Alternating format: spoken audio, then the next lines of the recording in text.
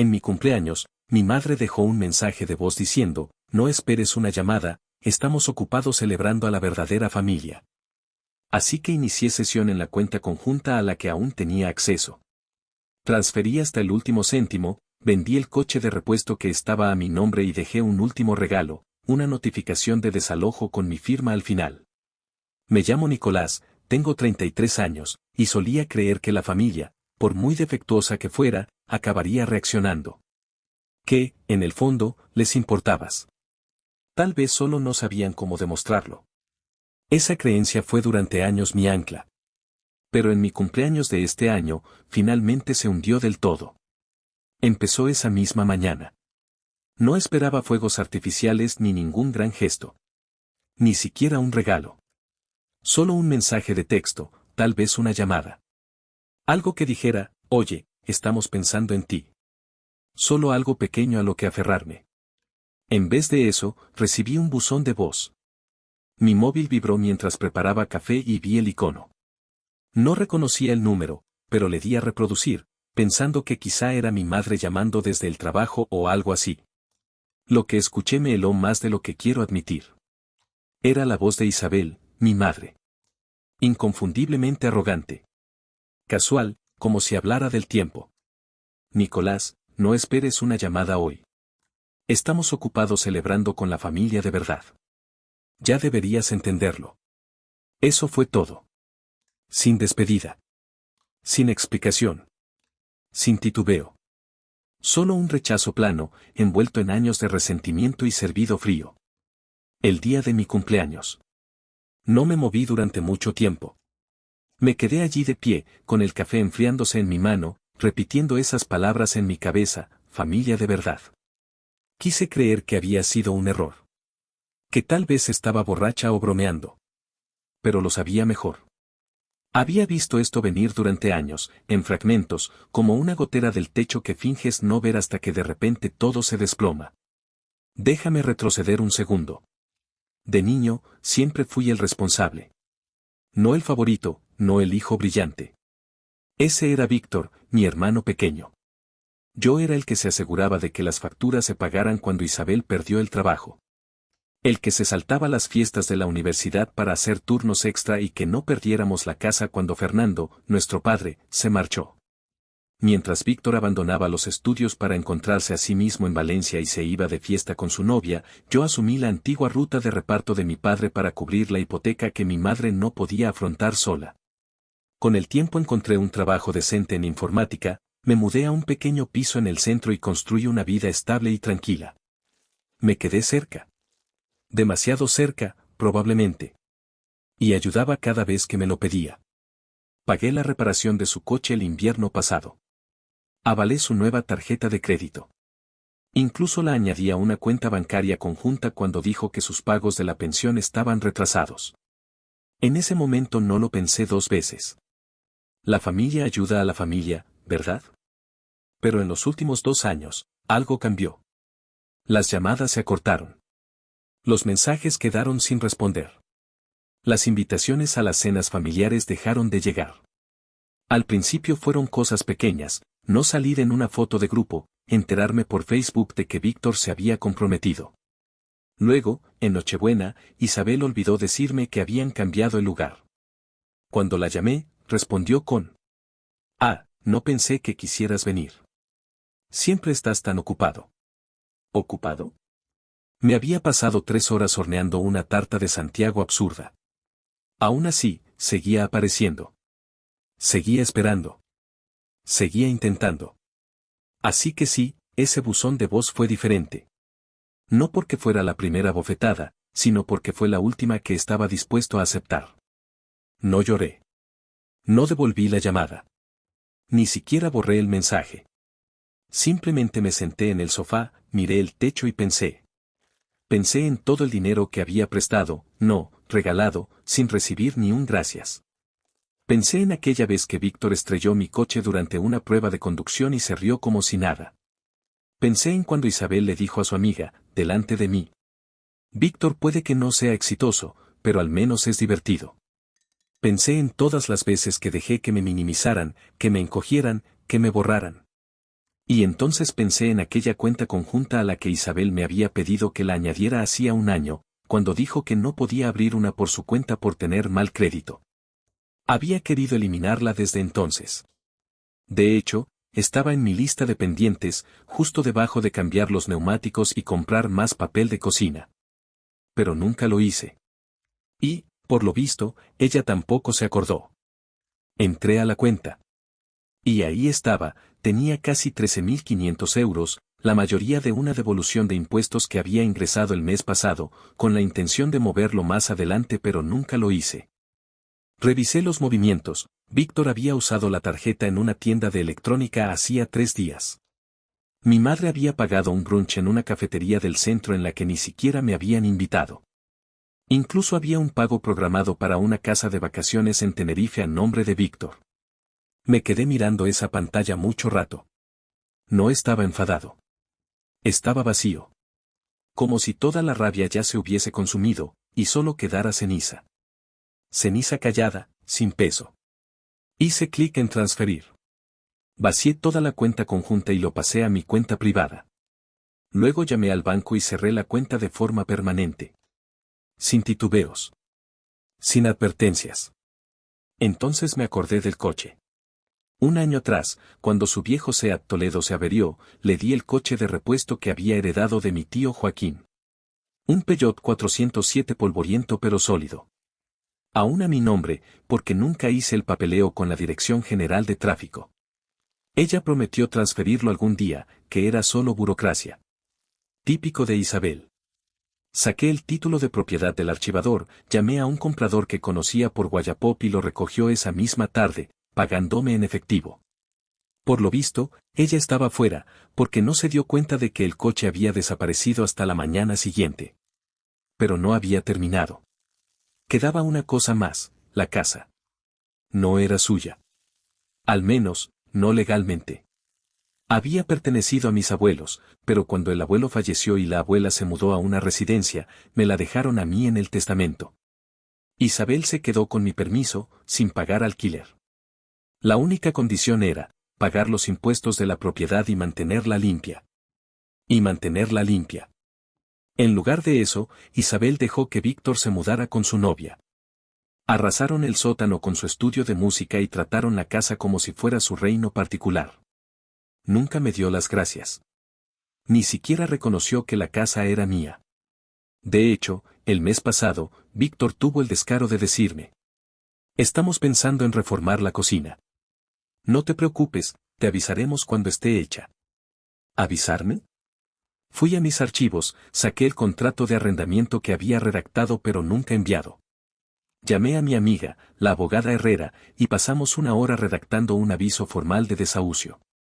Lo imprimí, lo firmé, lo metí en un sobre con un pequeño lazo y lo dejé en su buzón. A la mañana siguiente, no le escribí, no la avisé, no le di ninguna explicación. Le di exactamente lo que ella me había dado durante años: silencio. Y mientras me alejaba de esa casa, viendo salir el sol sobre el viejo camino agrietado donde solía patinar de niño, sentí que algo cambiaba. No fue satisfacción. No fue victoria. Fue libertad. Pero eso solo fue el principio. Cuando el aviso de desahucio aterrizó en su buzón, ya había bloqueado su número. No lo hice para ser teatral. Simplemente no quería escuchar el inevitable buzón de voz. Sabía exactamente qué diría. Ese tono agudo de pánico, la repentina preocupación maternal, la manipulación disfrazada de confusión. Nicolás, ¿qué es esto? ¿Por qué nos haces esto después de todo lo que hemos pasado? Como si yo fuera el que estaba clavando el cuchillo, y no simplemente quitándomelo de la espalda. En lugar de eso, puse el teléfono en silencio, cerré sesión en las redes sociales y me concentré en hacer la maleta para el viaje de fin de semana que había reservado para mí. Nada lujoso. Solo una casa rural tranquila en la Sierra del Norte, rodeada de bosque, donde pudiera sentarme con mis pensamientos y, tal vez, descubrir quién era yo sin el peso constante de ser el responsable. Pero no tardaron mucho. Para las 10 de la mañana ya tenía 6 llamadas perdidas de Víctor, 5 de Isabel desde otro número y 2 llamadas sin identificar, que casi con seguridad eran de ella usando el teléfono del trabajo. No contesté a ninguna. Me hice un café, revisé el correo electrónico, alimenté al gato y leí un libro. Nunca me había sentido con tanto control. Alrededor del mediodía, llamaron a la puerta de mi piso. No esperaba a nadie. Vivo en un edificio tranquilo, con un pasillo aún más tranquilo. Cuando abrí, allí estaba Víctor. La camisa medio arrugada, la mandíbula tensa, caminando de un lado a otro como un animal enjaulado. «¿Has vaciado la cuenta?», espetó sin saludo, sin un feliz cumpleaños, solo una incredulidad arrogante. Me apoyé en el marco de la puerta, brazos cruzados. «Sí». «¿Has vendido el coche?». «Ese coche es de mamá». «No», dije con calma. «Era mío. A mi nombre. Igual que la casa». Su cara se puso roja. «¿Estás siendo un...?» Lo interrumpí. «Termina esa frase y cierro esta puerta». Inspiró hondo, como si estuviera decidiendo si yo hablaba en serio. Lo estaba. «No puedes hacernos esto», susurró entre dientes. «Solo estás enfadado porque mamá no te llamó». «No, Víctor. Estoy enfadado porque tú y mamá me tratáis como un cajero automático con pulso». Parpadeó. No creo que estuviera acostumbrado a que yo le plantara cara. Durante años fui el hermano callado y confiable. El que arreglaba todo. El que limpiaba detrás del caos. Ahora estaba viendo a alguien nuevo. Alguien que no pedía permiso para poner límites. Y entonces vino lo mejor. «De verdad», dijo. No iba en serio ese mensaje. Solo estaba desahogándose. Era una broma. Mi risa lo descolocó. «El desahucio también», respondí. «A ver si también le parece gracioso cuando llegue el sheriff dentro de 30 días». Víctor dio un paso al frente, pero levanté la mano. «Ni se te ocurra». Y por una vez, no lo hizo. Se dio la vuelta murmurando algo sobre exagerar y te vas a arrepentir, y desapareció en dirección al ascensor. Lo vi marcharse, con el corazón latiendo rápido, pero firme. Esa tarde me llegaron varios mensajes. Primero de Víctor. «Acabas de destruir esta familia. No creas que lo olvidaremos. Espero que tu precioso gato te dé calor cuando estés viejo y solo». Luego vinieron los de Isabel. Cada uno con una dosis distinta de manipulación. «Estás destrozando esta familia. No te crié para ser cruel. ¿Qué le ha pasado a mi niño dulce? Te devolveré el dinero. Solo anula el desahucio. Este no eres tú». Pero sí. Esta vez sí era yo. Por primera vez, no era la alfombra. No era el hermano menos divertido. No era el contacto de emergencia, el donante silencioso, el personaje de fondo en su caos. Era el hombre que había dejado de disculparse por existir. Al día siguiente, me llamó mi amiga, la abogada Herrera. Me dejó un mensaje de voz. Parece que quiere impugnar el desahucio. ¿Puede hacerlo?, pregunté. No. No tiene ningún derecho legal sobre la casa. Has cubierto todo. Solo está dando manotazos de ahogada. Le di las gracias y colgué. Luego llamaron de nuevo a mi puerta. Esta vez no era Víctor. Era Teresa, mi tía. Teresa siempre ha sido la suiza de la familia.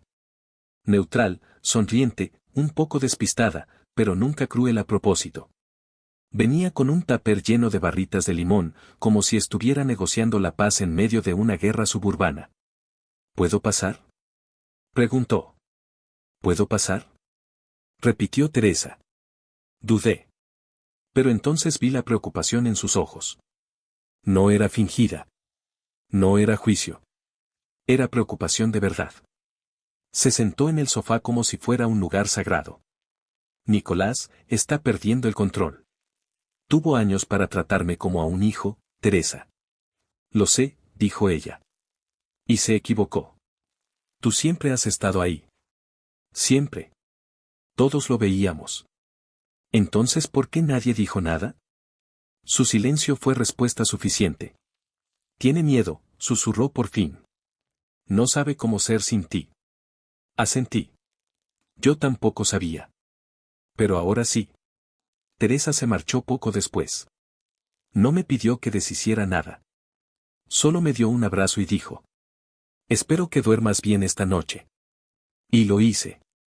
Los días siguientes fueron un caos, para ellos. Víctor intentó atacarme en Facebook con una publicación que empezaba con: mi hermano acaba de echar a nuestra madre el día de su cumpleaños. Pero olvidó que yo tenía pruebas. Mensajes, fotos, capturas de pantalla. Ni siquiera tuve que publicarlas. Mis amigos y compañeros de trabajo me defendieron antes de que yo siquiera viera el post. Uno de mis antiguos compañeros de universidad comentó: imaginad ser tan desagradecidos con quien os mantiene la luz encendida. Os merecéis estar sin casa. Ese comentario fue el más votado. Eventualmente, la publicación desapareció. 3 semanas después recibí una carta. Una disculpa formal, escrita a máquina, firmada por mi madre. Pero no voy a estropear lo que decía. Porque lo que ocurrió el día de la mudanza. Eso fue cuando todo de verdad se vino abajo. El día de la mudanza llegó un martes nublado. No fui allí. No podía. Mi abogada me había dicho que no era necesario. Que los documentos eran sólidos. La oficina del sheriff había programado el aviso formal. Y si Isabel y Víctor no cumplían, serían desalojados por la fuerza antes de que terminara la semana. Aún así, seguí el tiempo como un relojero nervioso. Las 9 en punto. Tenían que estar fuera a las 9:17. A las 9:17, mi teléfono vibró. Una foto. Era del vecino de enfrente, el señor Ramírez, cartero jubilado que siempre me saludaba cuando cortaba el césped en mis visitas. La foto mostraba a Isabel de pie en el porche, con una bata, los brazos cruzados, mirando con rabia a 2 agentes uniformados. Víctor estaba al lado, metiendo bolsas de basura negras en el maletero de un coche viejo. La casa se veía cansada. Setos desbordados. Pintura descascarillada cerca del garaje. El canalón hundido seguía sin reparar desde la tormenta del año pasado. Yo me había ofrecido a arreglarlo. Estamos apañándonos bien, me dijo entonces Isabel. Aparentemente bien significaba cinta adhesiva y negación. Al mediodía llegó otra foto. El porche ahora estaba vacío. El cartel de se vende que yo había autorizado plantado en el jardín como una bandera marcando el inicio de algo nuevo. Pero el desenlace no fue tranquilo. Esa misma tarde volvieron a llamar a mi puerta. Y esta vez no me sorprendió. Era ella. Mi madre.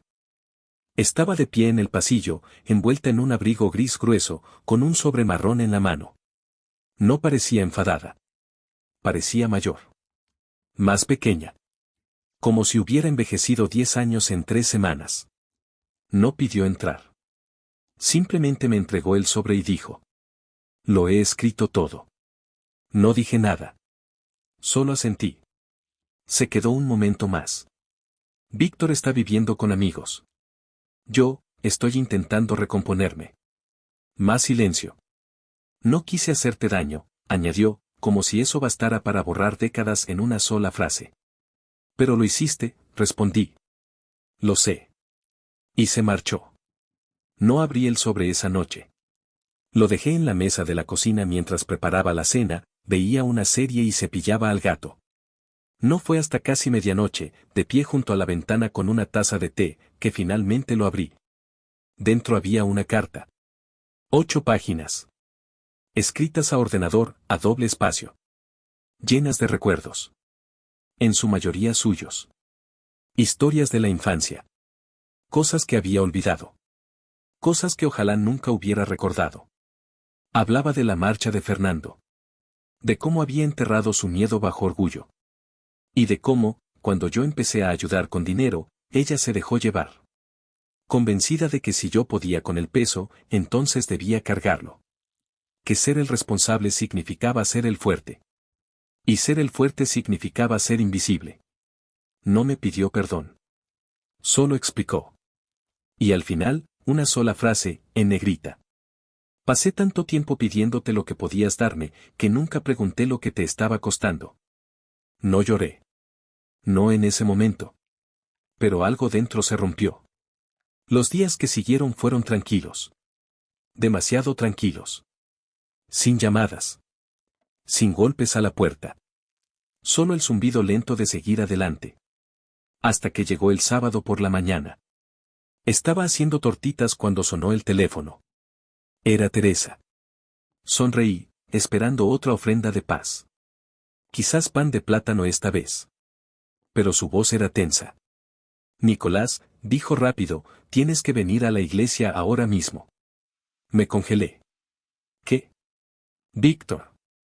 Tu madre. Están aquí. Y Víctor acaba de decirle a toda la sala que les robaste la casa. Sentí cómo se me hundía el estómago. Agarré las llaves.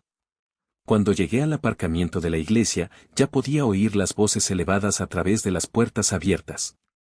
Un evento benéfico para el centro juvenil, por lo visto. Había bastante gente. Y justo en medio de todo, como en una mala telenovela, estaba Víctor. Agitando un papel con energía. Él echó a nuestra madre. Gritaba a todos y a nadie.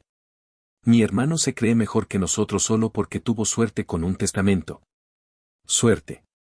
Esa palabra me golpeó más fuerte de lo esperado. Porque la suerte no tuvo nada que ver. Yo no heredé una fortuna. Heredé una obligación. No me dieron una mansión. Me entregaron una familia que se venía abajo y me pidieron que la sostuviera. Entré por la puerta.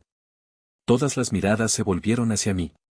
Víctor me vio y se iluminó, como si me hubiera estado esperando. Ahí está. El niño de oro. Viene a defender su reino.